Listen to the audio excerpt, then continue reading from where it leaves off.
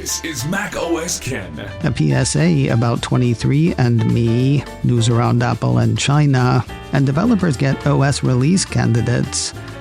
It is Tuesday, the 25th of March, 2025. So much pollen. I'm Ken Ray, and this is news from macOS Ken, brought to you by yours truly and sponsored by Incogni. Take your personal data back and get 60% off an annual plan with code macOSKen at incogni.com/macOSKen. This show is also supported by people like you, patrons through Patreon. Find out more and add your support at patreon.com/macOSKen. We start with a public service announcement. No guitars. 23andMe has filed for bankruptcy protection. If you don't know what 23andMe is, I think you're the lucky one. An entry about the company on Wikipedia says it's a personal genomics and biotech company best known for providing a direct-to-consumer genetic testing service. Customers gave the company saliva samples. Gross. Then 23andMe analyzed it to generate reports relating to the customer's ancestry and genetic predispositions to health-related topics. While I was vaguely aware of the company, I got more familiar with them towards the end of 2023. That's when they ended up losing data on between 6 million and 7 million people, and sadly, I don't mean they deleted it, I don't mean they dropped it behind the couch, I mean ne'er-do-wells exfiltrated and released it. You can hear a lot more about that by going to the website for the checklist by Secure Mac. That's another show I do about privacy and security and trying to protect both. Go to securemac.com/checklist, type 23andMe, all one word, into the search field, and you will find a few episodes to fill you in. Sorry, I got sidetracked. Today's public service message has nothing to do with any of that.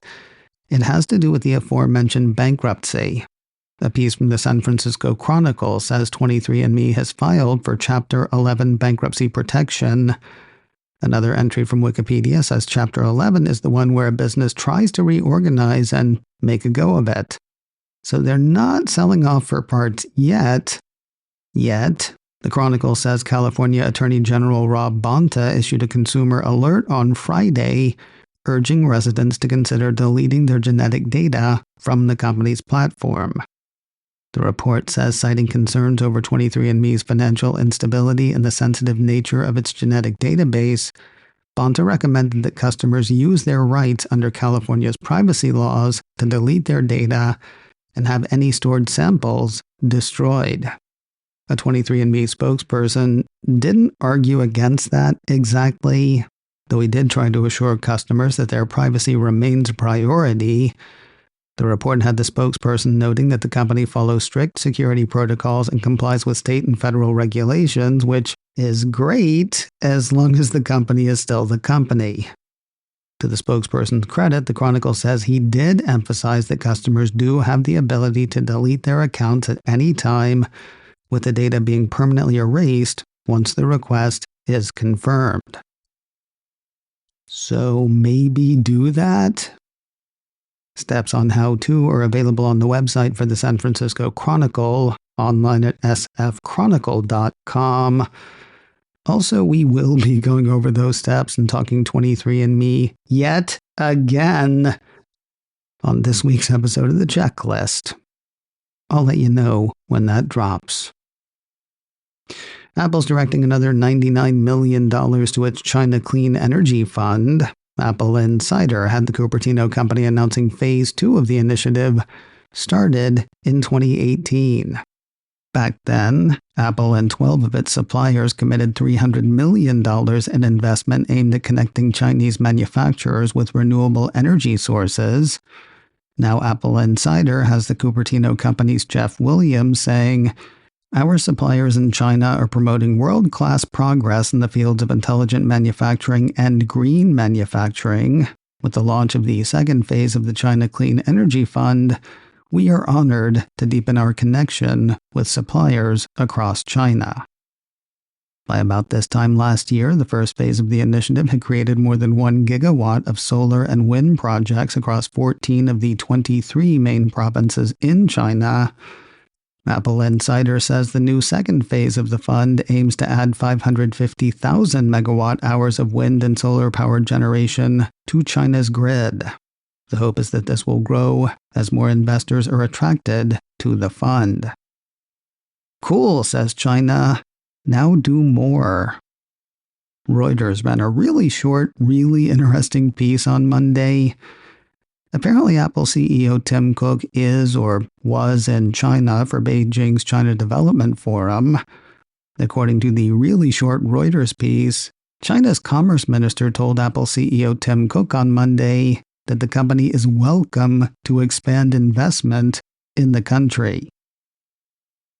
Isn't that a bit like when a local thug tells you you're welcome to pay him for protection? Kind of sounds like that. More news in a moment, but first a word from today's sponsor, Incogni, helping you take back your personal data. From shopping habits to employment history to full names and addresses, there is a ton of information about us online, sometimes going back decades. It can be used for everything, from targeted advertising to deciding some insurance rates. In the wrong hands, it can even be used to steal our identities. Incogni works to stop all of that. They reach out to data brokers on your behalf, request removal of your personal data, and deal with any of the broker's objections. Of course, data brokers just keep collecting and selling our information. Well, Incogni is ready for that. Whenever a new record is created, they hit with another removal request. All you have to do is create an account, let Incogni work to get your info removed, and worry a little bit less. Since I started with Incogni a few months ago, they've sent over 300 requests on my behalf, saving me over 190 hours I'd have spent trying to do that myself. And they're still working for me. Let them work for you. Take control of your data privacy today with Incogni. Get 60% off an annual plan with code MacOSKen at incogni.com/MacOSKen. That's a great savings, and it comes with a 30-day money-back guarantee. INCOGNI. Get 60% off an annual plan with code MacOSKen at incogni.com/MacOSKen. Kind of feels like we skipped a step, but Apple started sending release candidates of the next round of OS updates to developers on Monday. Developer betas have turned up every Monday for the last 5 if memory serves. Thing is, I don't remember betas hitting last week for public testers. Hence me saying, kind of feels like we skipped a step. Oh well. A piece from Mac Rumors says Apple on Monday hit developers with release candidates for iOS and iPadOS 18.4. New features on the way include the Apple Intelligence feature priority notifications, the new food section for Apple News Plus, the sketch style for Image Playground, mail categorization for iPad, a number of new languages for Apple Intelligence, a new Vision Pro app for content discovery and device management, an ambient music feature in Control Center, and a few new emoji.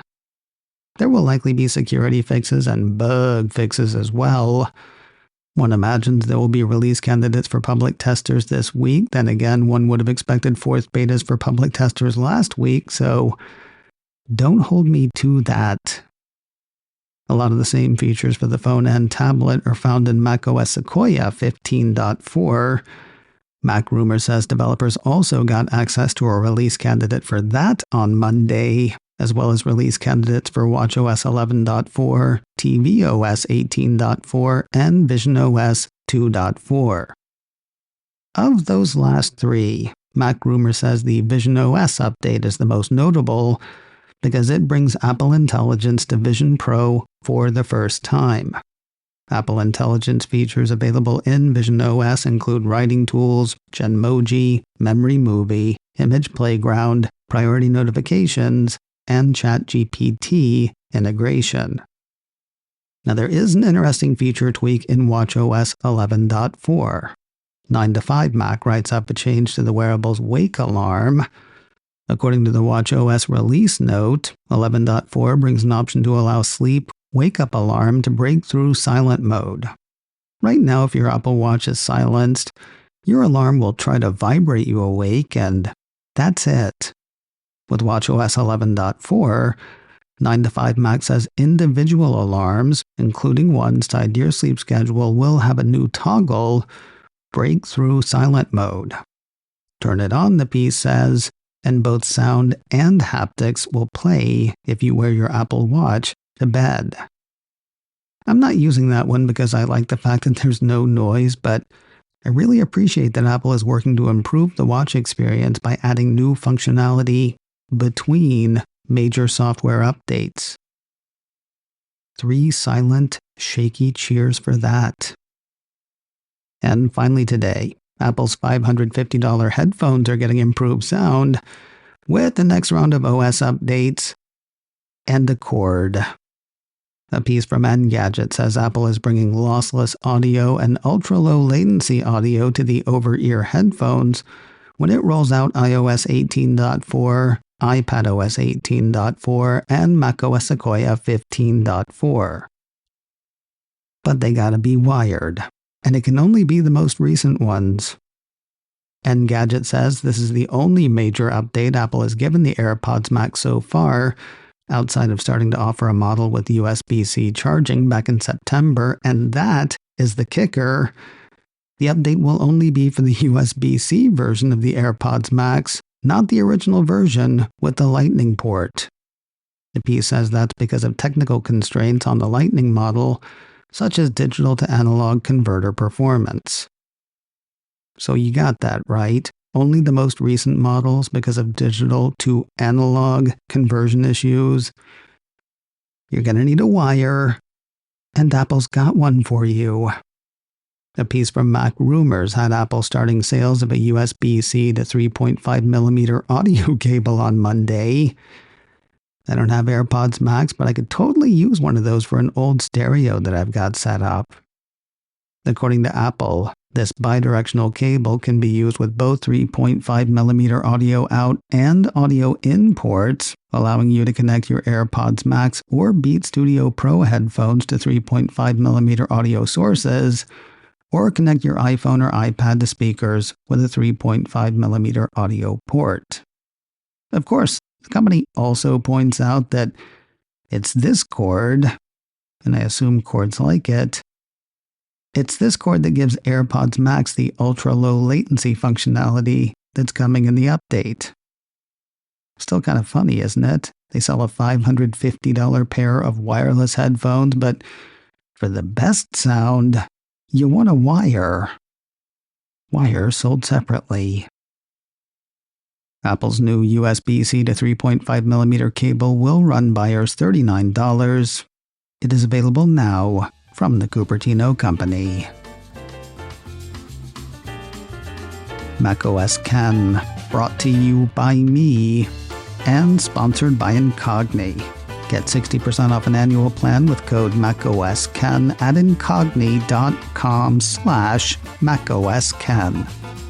This show is also supported by people like you, patrons through Patreon. Find out more and add your support at patreon.com/macOSKen. Advertising handle by Backbeat Media, online at backbeatmedia.com. You can reach me a couple of ways. Info at macosken.com or call 716-780-4080. Until next time, that is news from macOS Ken. I'm Ken Ray.